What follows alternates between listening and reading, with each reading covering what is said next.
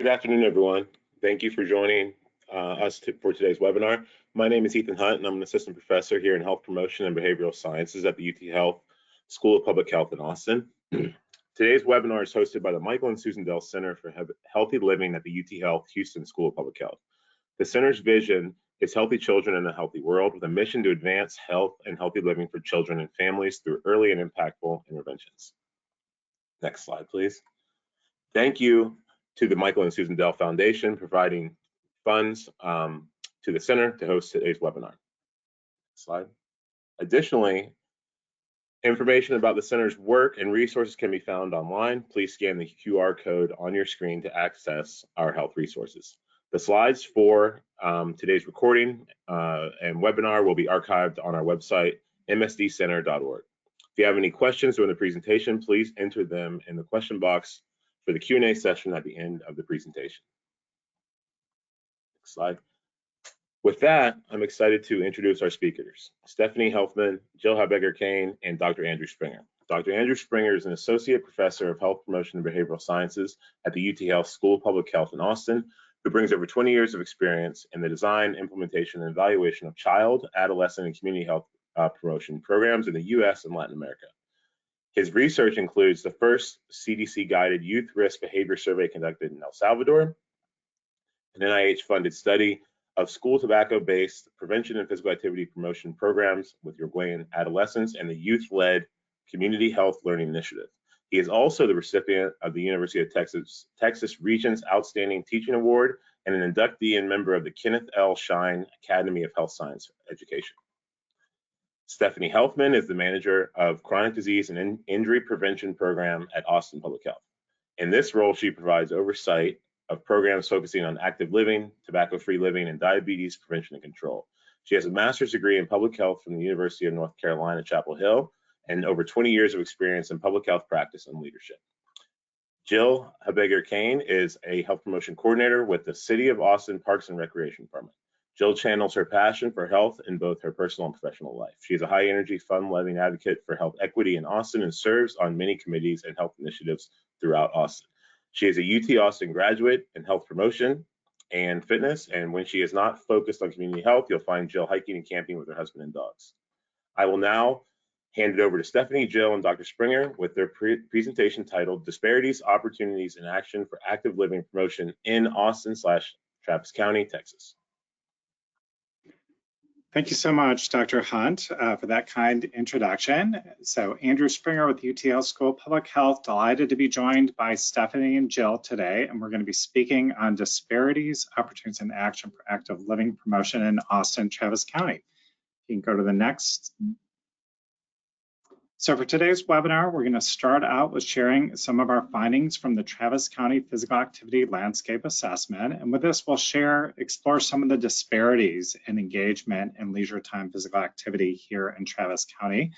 Our second half of the webinar, we will explore further some of the innovative initiatives taking place in Austin and Travis County to support active living. And our hope with this webinar for our learning objectives is that by the end of the session, participants will be able to list some of the groups at higher risk for lower leisure time physical activity, identify some of the social determinants that shape our active living and leisure time physical activity engagement, define what physical activity security is and what a choice versus necessity framework is. And then lastly, importantly, describe some of the awesome things that are taking place right here in Travis County to support active living. So next. So first, just a little context for our topic for today's webinar. So while many consider the US to be one of the healthier countries, sadly, we've actually seen some decrease in our life expectancy over the years. So our life expectancy actually peaked in 2014 at around 79 years, decreased to 76 years in 2021, and had a slight bump up to 77.5 years in 2022. Sadly, while we want to think this is due to COVID, this decline predates COVID-19, and since 1980, we have often fared worse in our life expectancy compared to other industrialized countries. And what's driving that decline in life expectancy? So chronic disease is one of those key drivers. Heart disease and cancer were among the top causes of our mortality in 2022. And sure enough, we see ongoing disparities. So we see lower SES groups and some racial and ethnic groups with higher mortality rates. Importantly, where you live matters. So Tony Eaton famously once said, your zip code is more important than your genetic code. And sure enough, we're seeing a growing body of evidence that shows that where you live can help predict how long you live. And the positive there is that we can ideally shape our communities, our state, our counties to further support high quality of life and longevity. Some research by the economist Raj Chetty, for example, shows that where you're poor or where you're low income matters. So if you're low income living in Tampa, you may live less long than being low income living in San Francisco. And they found that was due to some of our usual suspects, like, yes, engaging in physical activity. So the positive there, engaging more physical activity translates to longer life, as well as area level and indicators too, like higher social investments, better safety nets as well. So next. So physical activity, right, is the magic pill for many reasons, because it provides benefits for physical, mental, and social health and overall quality of life. Specific forms of physical activity that have been associated with better health and quality of life include engaging in leisure time physical activity, outdoor activity, nature, just being outdoors, right? We often get more activity, and there's other benefits to being outside in nature, and active commuting. So walking, biking, and taking public transit have all been associated with better activity and better health outcomes. Well, Austin, we are often considered a healthier and more fit city. Depending on how you see the statistic, the glass is half full or glass is half empty. So we ranked 33 out of 100 cities in the most recent ranking by American College of Sports Medicine. A shout out to Arlington, Virginia, right? The fittest city for 7 years straight. So how do we, question for us today, continue to create a Travis County that supports physical activity for all residents? So we still have some work here to do. So upwards of about 1 in 5 Travis County adults have been reported to engage in no leisure time physical activity. And then most children, school children in Texas also are not meeting our recommendations of 60 minutes of daily physical activity. So we still have a lot of work here to do. Next slide, please. So the Travis County Physical Activity Landscape Assessment was a 1-year rapid community assessment, and our overall goal here was to get a pulse on how are we doing with physical activity engagement in our county. Specifically, we aim to identify some of our community needs and assets and opportunities for physical activity with the overall aim of guiding action forward to support physical activity for all our residents. So this project was implemented by a small but powerful team, including myself, Nita Momin and Sana Amin from UT Health School of Public Health, and Greta Frankert from Maastricht University in the Netherlands. And we partner with this project with Ms. Haley Gardner and Dr. Ruth Ruckus from UT MD Anderson Cancer Center. Next. So our methods for this rapid physical activity assessment, first, we always like a good planning framework. So we used intervention mapping, step 1, which focuses on conducting a needs and asset assessment. And we also incorporated the intervention mapping core processes, which are like a mini planning toolkit, which include brainstorming, question posing, literature review, conducting analysis of existing data, and collecting primary data as well.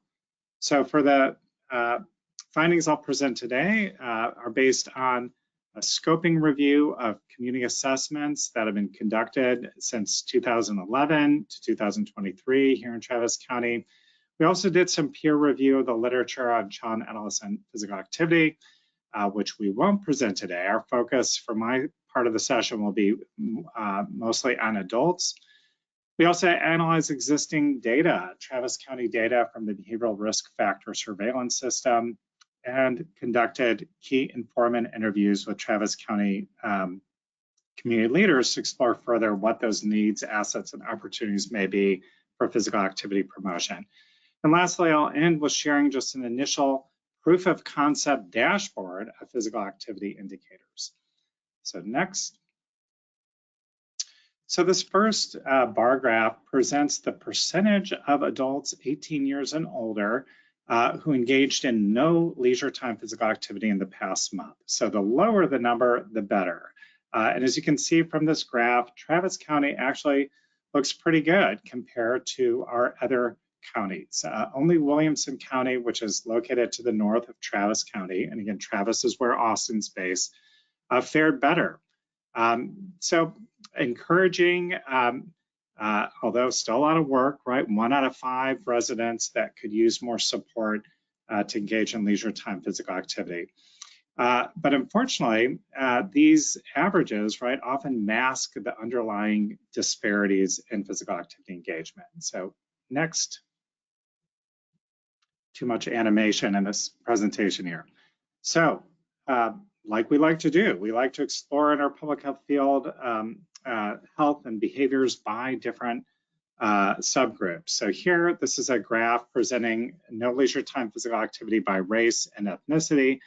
And as you can see, we see that our white resident neighbors in Travis County seem to fare better, right? They have a lower no leisure time physical activity, around 13%, compared to around 29% of Latino residents in Travis County who reported no leisure time physical activity.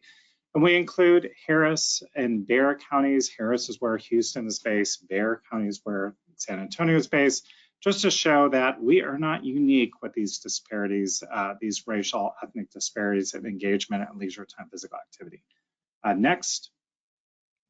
Well, we also layered an income lens on these data as well. And as you can see, if you make more money, surprise, surprise, I'm sure I'm preaching to the choir, you report higher leisure time physical activity, or as shown in this graph, lower no leisure time physical activity. So those making $50,000 or more, only 11% said they didn't engage in leisure time physical activity, compared to around 41% of those who are making less than $25,000. And again, these findings are not unique to Travis. We see similar patterns of these findings in Harris and Bexar County as well. Next. So one of the contributions of our assessment was we were able to geocode some of our indicators to cities and communities within Travis County. So this bar graph presents the counties with the highest and lowest no leisure time physical activity within Travis County. And as you can see on the left of the graph, we have cities mostly on the west side of Austin, Bee Caves, Lakeway, Rollingwood, Westlake Hills, who all report better leisure time physical activity. In other words, lower no leisure time physical activity in the past month. Creedmoor, Del Valley, and Manor are communities on the eastern crescent of Travis County. We can see about 1/5 to 1 out of every 3 residents reporting no leisure time physical activity. We then layered again an income lens on this, and as you can see a fairly large disparity both in what people are making, but you can see how income also patterns with engagement and leisure time physical activity. Thank you. Next. So in exploring further why aren't people engaging in leisure time physical activity, we conducted a scoping review of existing Austin Travis County community assessments. We identified 18 reports dating back to 2011 that had some focus on physical activity. So we identified various social determinants that shape whether we engage in physical activity or not. So under economic related barriers, we found that insufficient time, right, to exercise due to work schedules. Some of my own work, for example, in Del Valley, finds that a lot of folks may be working 2 jobs and thus, less time available. Housing displacement. One of the findings from our Austin Travis Community Health Assessment under our Forces of Change assessment is that we are pushing working class residents outside of Austin due to higher housing costs. So they're moving to areas that may have less resources and supports for physical activity. And with that, transportation, right? So moving further away from where you work can add to commute times as well. And then other barriers such as cost of gym memberships, as well as physical activity equipment. We also identified built environment related barriers to engaging in leisure time physical activity, including infrastructure such as inaccessible sidewalks. Austin is often known for incomplete sidewalks. Fortunately, we have some mobility bonds that are addressing some of these issues, but still a lot of work to do. Traffic, proximity to freeways, and other barriers in our built environment that may decrease active commuting, walking, and biking.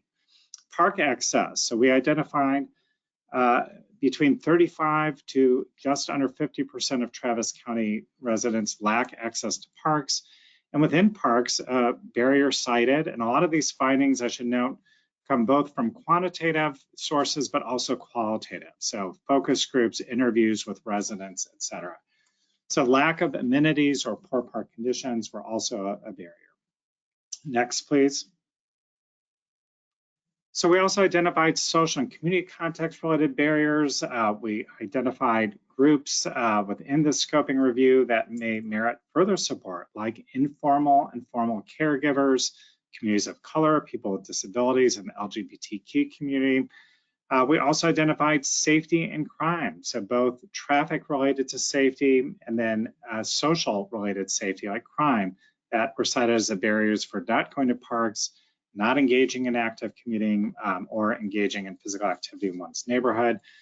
We also have a history of redlining and discrimination here in Travis County that has under-resourced specific areas and communities as well. And then transportation again, and long commutes as barriers for park utilization. And lastly, we identified climate-related barriers, which has become more and more a key issue and challenge. If you're here during the summer, it's a bit hot. So there's actually some people who are able to do so want to leave during the summer, right? Just like we have northern folks who go south during the winter. Now it's getting so hot that people want to go north. So we need to explore further what we can do to support people being outside with shade and other amenities. Thank you. Next. So this slide here presents a thematic map from our interviews with community leaders. So we conducted interviews with 26 leaders from government, faith-based, and nonprofit organizations here in Travis County to explore further needs and assets related to physical activity. And we started out exploring, what are those places that may merit further supports within Travis County. You can go next. And sure enough, a common theme. Next, my fun animation here was right. Again, triangulating with our previous quantitative data and our scoping reviews, the Eastern Crescent, right? So right on the Eastern Crescent, but towards the inner Eastern, they don't have the same resources and opportunities. We also explored further the different groups that may merit further support. So we had a list there, but kind of a common theme across groups, right, were economically underserved populations. We then explored further the needs and challenges, and we had a lot of common themes from our scoping review, which included issues of access, other issues that included language barriers, safety concerns, time, and transportation. Here are just some of the quotes from our interviews. If I'm working and then I'm working another job after my regular job, I have to get dinner together and I'm just super exhausted on my kids and activities. If you live in the outskirts, you have to adjust to the traveling time that it takes. So by the time I can go to after school activities, I work my second job. We have to commute back home. It's getting dark. I'm just not about to walk through this park. Others shared, people are living in a state of crisis right now. They're food insecure. They don't have enough money to keep their lights on. And so I think that's the biggest challenge you'll have with your work around active living promotion. Often they're living in apartment complexes that either don't have enough green spaces or it's not safe. So lastly, we also balanced our interviews with exploring further the strengths and innovative strategies. So I'm going to pass over here in a minute to Jill and Stephanie and Jill to explore further some of the good things that are taking place, because we have a lot of great things taking place in our community. In this last quote, each community is different, and I think it ends, but each community, thank you, has a good idea of what they want. Thank you. All right, next slide. And lastly, here's just our proof of concept dashboard that we feel could be helpful, right, to provide further goal setting and monitoring of how we're doing, both at that individual level, so with indicators such as % of adults meeting physical activity recommendations, but importantly, a focus on the environmental level. It's not just enough to give the message for people to be active. We need to create the environmental and community supports for people to be able to do so. So the walkability of your community, the bikeability, transit scores, access to parks, tree canopy, green space, among other indicators. So we are looking forward to continuing to develop this dashboard that can provide some North Star and monitoring for how we're doing with active living. Okay, next slide, and then I will pass it over. So just some of our basic recommendations. One, the importance of applying an equity lens to promoting physical activity. As we showed in our previous slides, right? Equity based on the idea that some groups require more supports than others. So how do we identify those communities and how do we direct resources toward those communities? The importance of engaging communities to inform strategies. One of the findings from our interviews that stuck out to me, one of our key informants talked about, when there's a Zumba class, but no one looks like yourself in that Zumba class, you don't really want to go to that Zumba class. So we really need to explore further how to provide funding directly to communities to have community identified strategies and community led strategies. Increase the access and design of spaces and built environment. And I'll just keep us moving. The importance of activating settings and fostering intersectoral partnerships. So Stephanie here is going to talk a little more about our active living plan, which aims to do just that, activating settings across schools, workplace, faith-based, et cetera. And lastly, we'll just leave here just a few definitions. So physical activity equity, that's one of our key themes here. Some work by our good colleague, Deb Salvo, published a paper a couple years ago that explores a choice versus necessity frame. The idea of having physical activity as a choice versus a necessity, something you do as part of your job, and labor-based physical activity. So WHO came out a couple years ago and said, every move counts.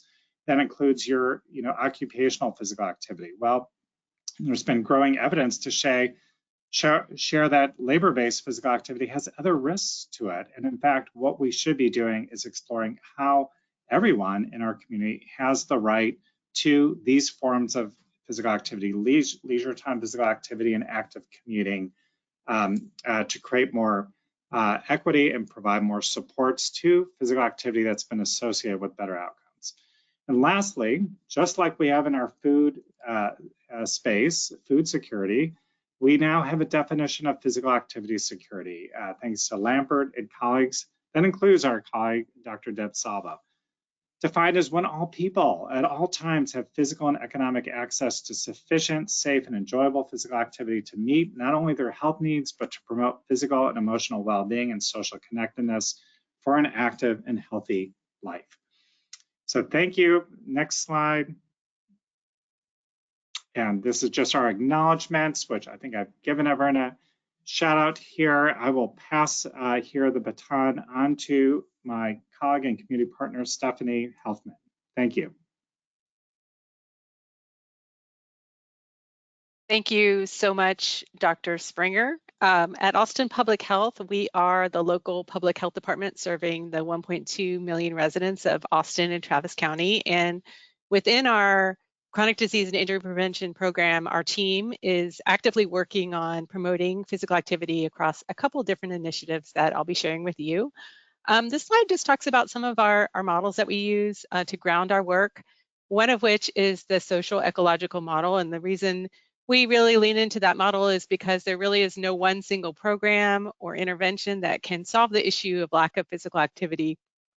There are so many factors at play, and individual behavior is very heavily influenced by factors such as the built environment, policies, and things like that. So we really try to focus on interventions at every level of the framework that we can. They're all important. So individual, relationship, community, and societal level interventions, they're all needed and important.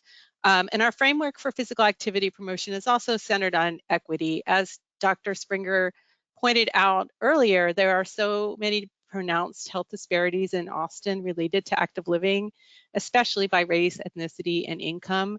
And so at Austin Public Health, we're very intentional about bringing resources to communities that are disproportionately impacted by lack of physical activity. And in our community, we really focus our efforts on the eastern crescent of Travis County, where communities are facing more of the pronounced health disparities, and they may not have as much infrastructure for physical activity. Next slide, please. So in December of 2020, we worked with partners to create the first ever active living plan for Austin and Travis County. And the mission of the plan was to be a working document that would coordinate, alongside our public and private and governmental and nonprofit stakeholders, the creation of environments, policies, and programs to help all residents be physically active for improved health and well-being. But unfortunately, right after that time, COVID happened, and that greatly impacted our ability to implement the plan. But I'm excited to say that right now we're really in a space of being intentionally focused on the plan. We're convening stakeholders along with our partners on this webinar to convene the Austin Travis County Active Living Collaborative, and we hope that the plan can be a guiding force for that work. And we'll be talking more about that in the webinar today. The plan is available at our website, healthyplaceshealthypeople.org, and it does focus on goals and recommendations across all of the sectors. So it includes 9 sectors, everything from business and industry, all the way to land use and community design. Next slide, please. So moving into the interpersonal and relationship level of the framework, we know that being physically active takes motivation. There are so many competing demands and priorities that we all face. And what we know is that programs that provide social support for physical activity are considered effective with strong evidence according to the U.S. Preventative Services Task Force. So that's really the gold standard when it comes to health promotion interventions. So we know that relationships and social support for physical activity are really important. They really matter. So for years, Austin Public Health has provided a walking program. It's really evolved over the last decades. It continues to change and evolve. And post-COVID-19, we found that communities were really missing the social interaction that had been so limited during the pandemic. And not only that, all communities had been really disconnected, and we were all facing negative impacts related to that. So as a result, we relaunched our walking group program and called it Austin Moves. And it is now an in-person walking group program with the dual aim of promoting physical activity as well as social connection. And the goal of the program is really fun, fitness, and community. Our focus area is the Eastern Crescent of Austin and Travis County, which is an area, again, that's under-resourced when it comes to active living infrastructure. So the first cohort of Austin Moves took place in spring of 2023, and since then there have been 2 additional cohorts. And the program continues to grow each time it's launched. It's now taking place every March and every October in our community. And during the 6 weeks of the program, volunteer walking group leaders are leading walks twice a week for 30 minutes each time in their communities, and Austin Public Health provides incentives for group leaders as well as participants. In some of the photos on the slide, you can see some of our most recent walking group leaders and some of our walking group members. One of the leaders is wearing the blue Austin Moves t-shirt. And we really rely heavily on community partnerships for this program. Some of our partners have included Austin Voices for Education, Meals on Wheels, and other community organizations who help recruit the walking group leaders. Outcomes have been extremely positive from the program. You can see some of our outcomes here. 94% of our participants have stated that they were more active through participating in Austin Moves, and 100% stated that they created new social connections. So we're really motivated by that and excited to continue this work. Next slide, please. We also know at the community and organizational level that it's important to provide support. And so we partnered with the Mayor's Health and Wellbeing Council, which is a nonprofit organization, to provide a workplace partner certification program. This program takes place every 2 years, and it consists of 5 different pillars, one of which is physical activity.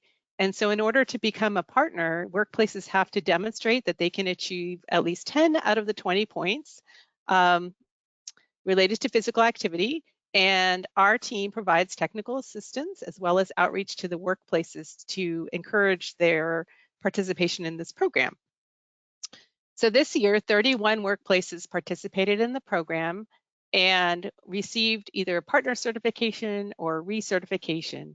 And these workplaces actually represent about 170,000 employees and volunteers. So this program does have a large reach in the community.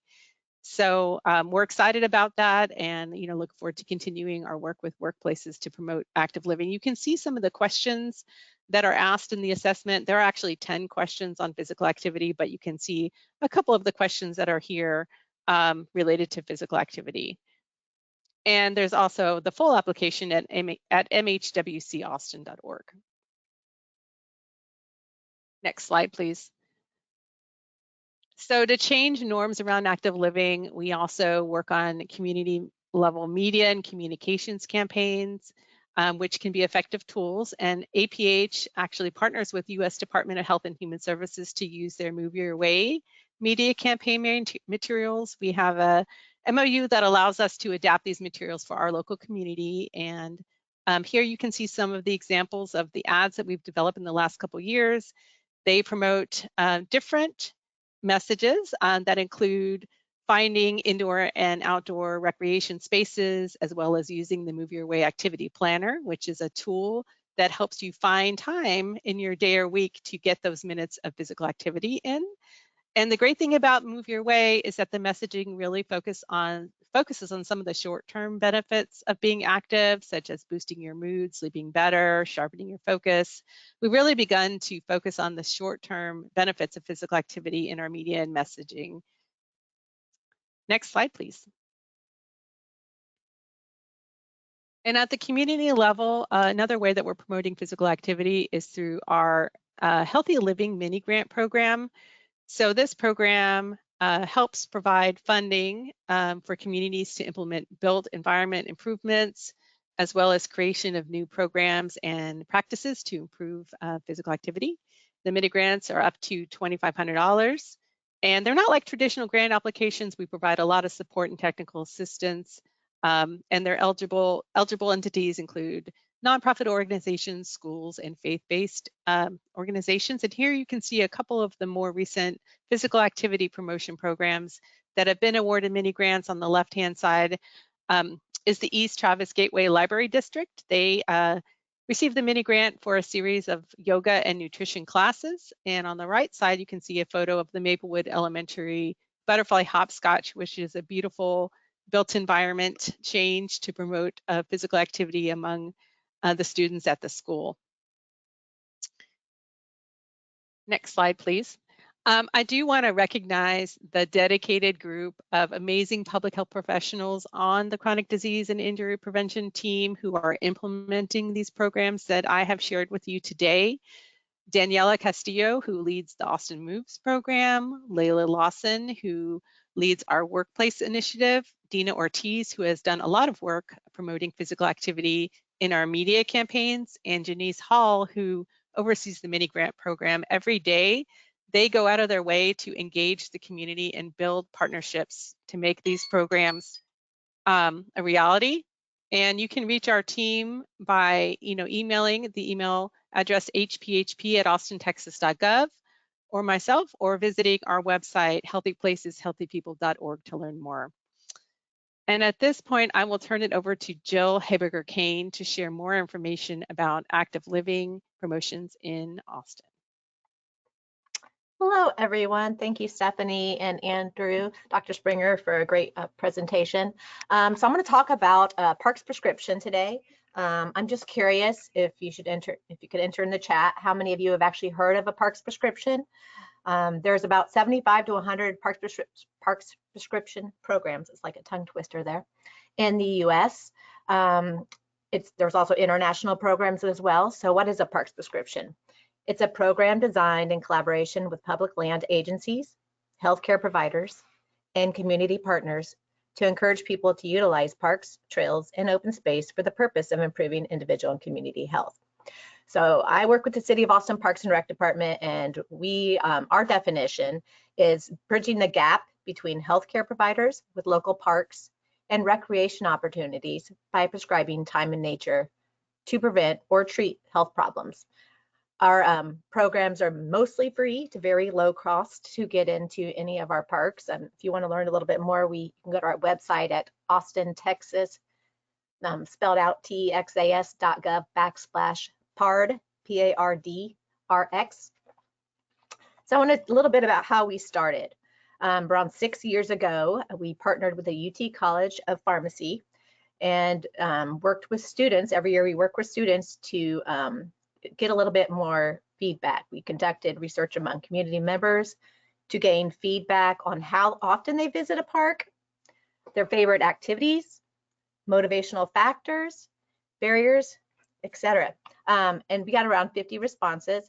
We also surveyed parks prescription programs in the United States to sort of get an idea of like what were their program goals, budgeting, their barriers, research, partnerships, and measured outcomes, as long as successful strategies.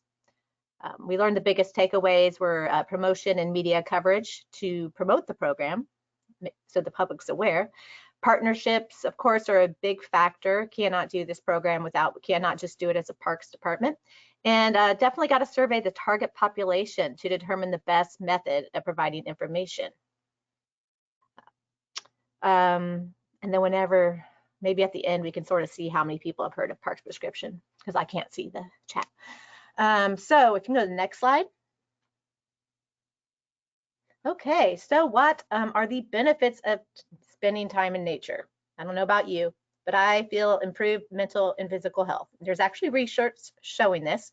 Better mood, improved heart health, increased energy, sleep better, and increased life expectancy. When you're outside in the parks, your mental health's improved, your physical health, so that would make sense, improved life expectancy, and bone health, because usually there's impact from physical activity, and the vitamin D.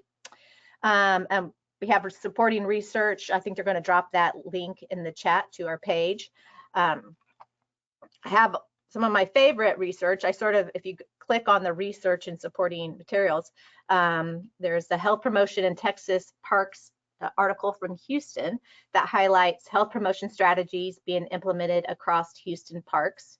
Parks is this little typology right here. I mean, if you look at it, it's obvious that parks should be seen to promote health, right? There is so much already going on in parks. There's programs, there could be health fairs, there's health equipment, there's fitness stations, park courses. A lot of times you can find physical activity classes, or simply on the individual level, going out, being active, taking your kids to the playground, walking the trails. I'll share at some point, we have maps which are behind me. Let's see which way I should move, that have our parks with their amenities, ADA accessibility, bike routes, bus routes, walkability, and a variety of the most popular amenities. We couldn't quite get them all on the map. So parks, to me, are an obvious way to promote health. Soothing sounds, people feel restored. I know after I've had a stressful day, I love to spend time in nature. So in addition, just by going to a park, you're naturally going to be active or have a promote health in some way through some type of activity. And the article also highlights partnerships with local healthcare institutions and academic institutions that provide health and health education. So that is a huge component is partnerships. Again, I'll highlight that on a different slide. Another article is the nature of prescriptions for health, a review of evidence and research opportunities. And I love this article. It talks about the nationwide PARCS prescription and how healthcare providers are increasingly looking to incorporate knowledge about the environmental influences on health into therapeutic interventions. And then simpler, good read is Nurtured by Nature. It's just clear that getting outside is good for us. It talks about the cognitive benefits to spending time in green and blue spaces. Green spaces, grassy areas, blue spaces are typically more water. And then I have some podcasts listed on that page as well that talk about, there's a few different ones, but I really like the one from Dr. Melissa Lim. She's started the first national nature prescription program in Canada, and it's a very robust program. Y'all should check that out too. And then, of course, just as a reminder, people don't associate always their neighborhood park as a place of wellness, and we're hoping physicians can help us with that connection, or any healthcare provider. Next slide. Partners. Okay, so parks are as partners. Like I said, we cannot do this alone. We need these partners to help decrease health disparities and improve overall public health. I talk about the academia universities. We worked with the UT College of Pharmacy to help us with research, and they've helped us create a lot of the materials I have. Medical societies. We're working with Travis County Medical Society to provide lunch and learns. It's very important that we get all these partners on board. Community health workers, they can share with their patients. Because healthcare providers, a lot of times they often lack the time. It's one of the challenges they mention. Mental health care providers, they see patients more frequently, and research shows the cognitive impact of spending time in nature. Health insurance companies. Now, this would be a really nice one if we could get health insurance companies to reimburse doctors, because that's another issue, that barrier we've been told. Austin Public Health agencies. We'd love to refer patients to the Austin their Austin Moves program. And then we've been partnering with them on the Move Your Way campaign. And then libraries, I've been partnering with them to put up a lot of these posters back behind me. They've been disseminating them at all the parks throughout the city of Austin. So just expanding and providing education on the benefits of spending time in nature. We just hope to continue to broaden our partnership, and as we all have a shared vision of positive health outcomes. And we support all patient populations in part. Next slide, please. So implementation. Physicians often screen for things like physical inactivity, isolation, and depression. Our hope is that physicians can write a prescription to patients and share our resources we have created to encourage them to spend time in nature. So who prescribes? Any healthcare provider. Who receives patients with chronic disease, so obesity, stress, diabetes, the list goes on. What is prescribed? Time in nature, come on, fun time. You can do a variety of things. You can go there to play basketball, go for a walk, go for a picnic. It doesn't have to be active. We are encouraging people to spend time in nature. And that generally leads to physical activity. And what's the outcome? Mental health benefits, improved mood, improved cognitive ability, physical health benefits. I mean, you're going to have heart benefits, bone density, all kinds of, the list is endless. And then what are the next steps? So physician involvement, we want to minimize burden on the providers, healthcare providers, and utilize any health educator if possible. If the clinic has anyone identified, we're happy to help them. As I mentioned, we're doing some lunch and learns coming up. So if you're interested, reach out to me.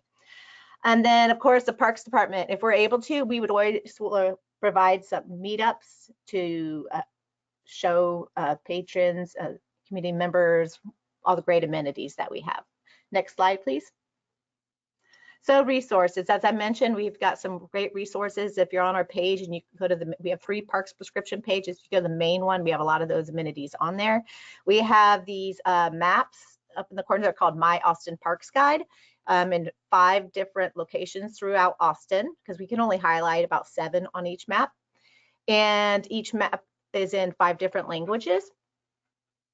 We're in English, Spanish, Korean, Chinese, and Vietnamese. And I mentioned there's some behind me.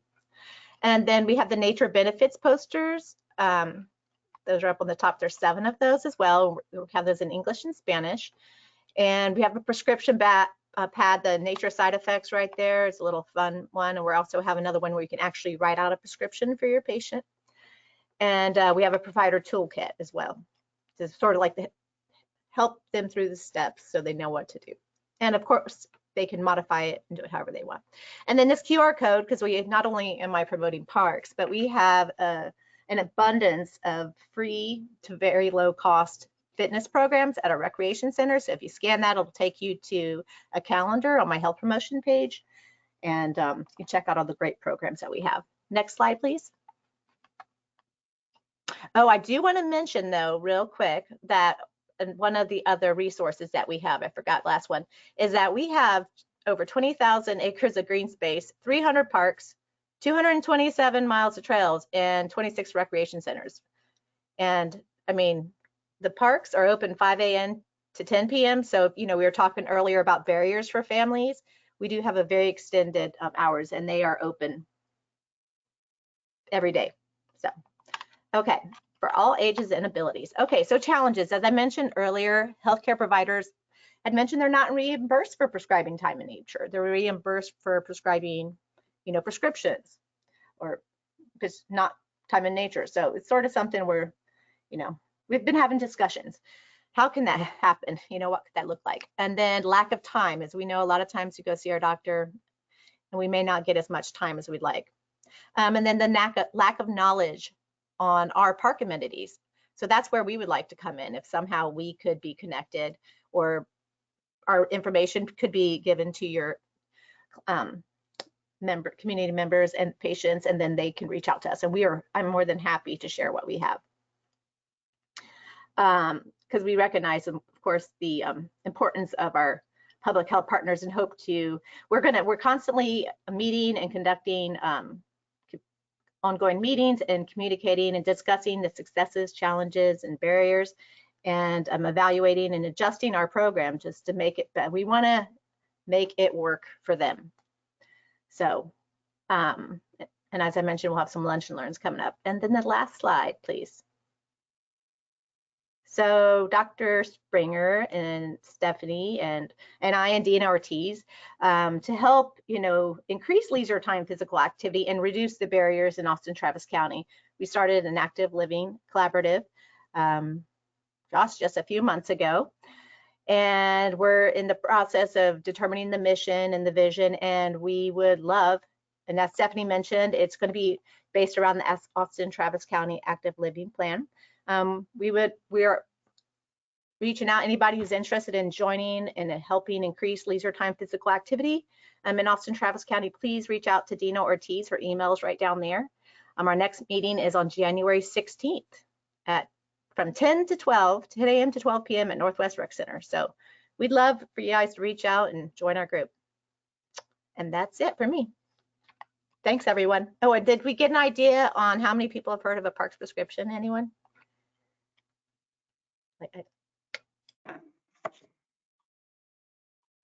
All right. Thank you so much, Stephanie, Jill, and Dr. Springer. We will now answer some questions from our audience that have been submitted during the presentation. Just a reminder, please make sure you're putting those questions in the chat box. And no, I don't see anybody who answered that initial question, Jill, but we'll have more questions coming in, and I'll be able to scroll through here in a second. Firstly, yes, the webinar slides will be available on MSD Center, our center website, in the coming days. That was a question. I firstly have a question for Dr. Springer. So you've talked about especially the Austin specific statistics on leisure time physical activity for Travis County and surrounding counties. And it appears that Travis County is doing better in some aspects in comparison to others, but you know, still talking 1 in 5, I think, was our proportion there. So what do you usually recommend broadly on what you can do about that? Is it policy level? Is it individual level? Is it a combination of both on how we make our communities more accessible for physical activity as a whole? Yeah, thank you, Dr. Hunt, for that question. And we won't solve that in the next minute or 10 minutes, but I do think it starts with recognizing, right, that we do have some opportunity to do more within our county, and that we have some inequities in terms of active living.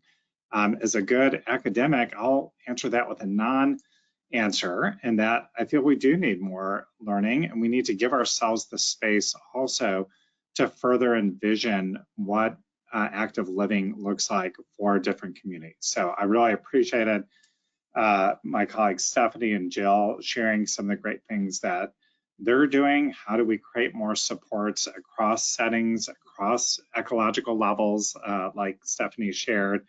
I will share, I was inspired by a recent publication I read about around mental health. Oftentimes we want to look to the solution as, finding more healthcare providers or therapists to address mental health. This article really talked about we need a population level approach where we address the barriers and the supports to reduce the stress on people's lives. I feel the same with our work in active living.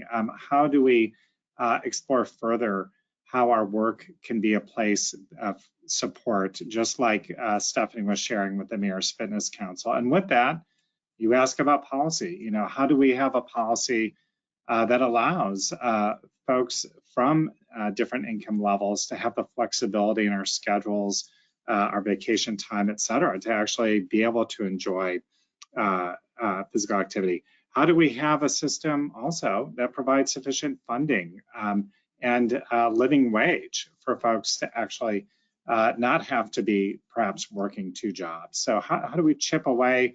What are those other requisite supports, like having a safe and walkable communities that really don't take place at an individual level, but more at an environmental and policy level? So I think I have more questions to your good question, but we're really hoping with this active living collaborative that we can create a space for us to learn together about what are those environmental changes that we can make to be able to create the space for active living for all. So really embracing an equity frame in our work. Thank you, Dr. Springer.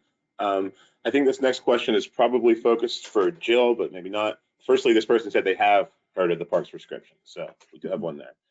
This person additionally is interested in hearing more about how the active living plan is developed. If you could summarize that, who was brought to the table to help with planning? Were there other plans you used as examples?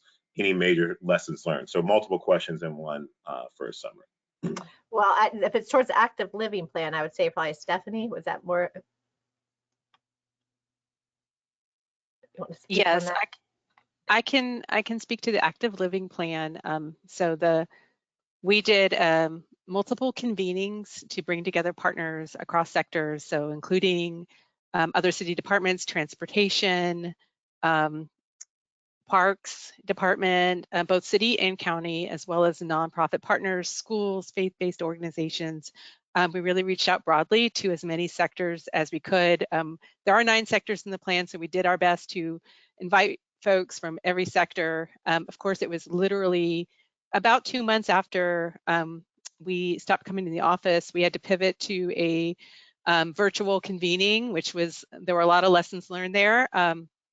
But we were able to convene. We did have a facilitator, a consultant group called Asakura Robinson, who had actually helped Houston with their active living plan, was very familiar with the process.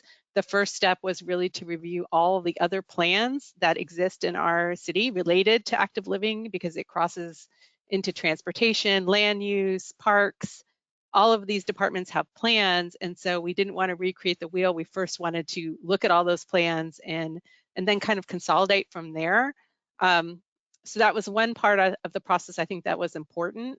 One, it is very helpful to have a facilitator if possible that can be neutral to convene that group. Two, the importance of just reaching out to as many partners as you possibly can, but recognize, the time limits that folks have, make it as easy as possible to participate. Try to get as much engagement as possible. Those are just some of the initial lessons learned in the planning process that come to mind right now. Great, thank you. I really like this question here regarding and asking, does the Austin Parks and Rec currently have an app developed that has, that center hub of information in regard to parks, gyms, activities to help increase community participation in PA, as well as getting folks outside? I know we had some QR codes and some other resources, but is there a specific app available? Does anyone know? Man, no, I would love that. We just got to find funding. That'd be wonderful. It's a great idea, but no. Okay. Yeah, I see another question here. Yeah, I think that an app would be an excellent idea, but it's really hard to wrap around all the information coming in at once. So that would be great. This is for Dr. Springer as well. So I mentioned as part of your presentation, the choice versus necessity frame for physical activity.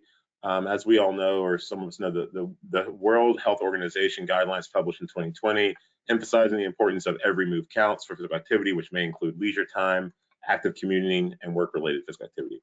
Could you share a little more about why we should be concerned about everyone having the opportunity for leisure time physical activity if people who do physical work are already getting physical activity? Yeah, thank you, Dr. Hunt, for that great question.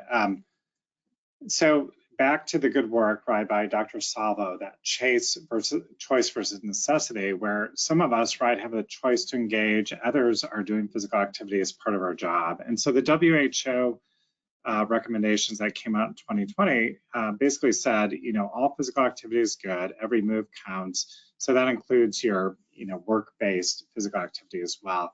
Well, the challenge there's been other research by Andreas Holterman and others who've reviewed kind of why occupational physical activity isn't a substitute for other leisure time physical activity and active commuting. And that includes one, oftentimes occupational physical activities of too low intensity to reap benefits, or too long duration for maintaining and improving cardiorespiratory fitness and cardiovascular health improvement.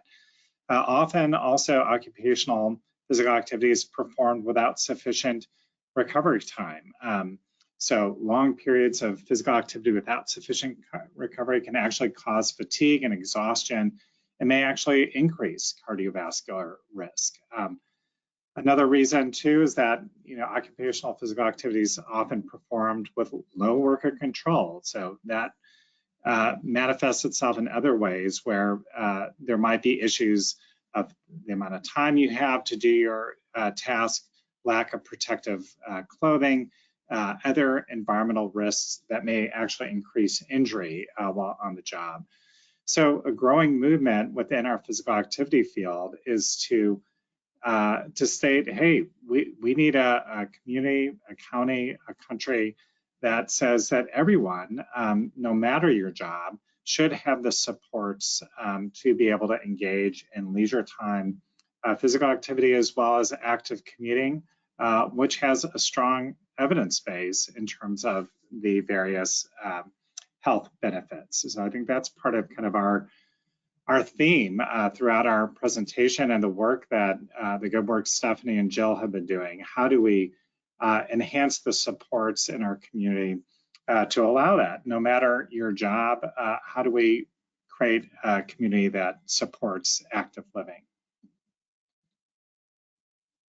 Great, excellent. And with, I think, our last question here before we get cut off, and this is broad, we had a couple similar questions in the chat just regarding prescribing physical activity, whether that be through insurance or monetary incentives. So could any of y'all talk about, who would be the one to prescribe that? Does that come from a health educator, your primary physician, community health workers, et cetera? Or is it easier to just refer patients? How might they learn about more about these initiatives, and how could they get involved as well?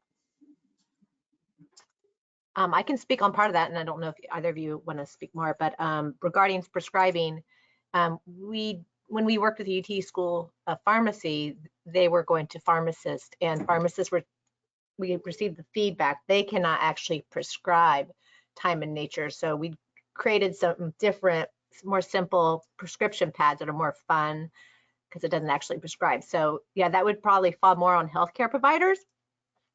And it just sort of depends on what they're able to do. And I'm not sure who all could prescribe, like can a nutritionist or a community health worker? That's why we have 2 different prescription pads. So based on if they can actually like write a prescription and sign, or if that would follow, or if they can just provide the more fun one. Does that answer that question? I think it does. And I don't want to cut anyone off. I think the webinar will be ending here. So I just want to wrap up by saying thank you to our speakers, as well as this, the presentation and slides will be archived, and you can find more information on our QR cards below. And with that, I'll wish everybody happy holidays, and we hope to see you on the next webinar.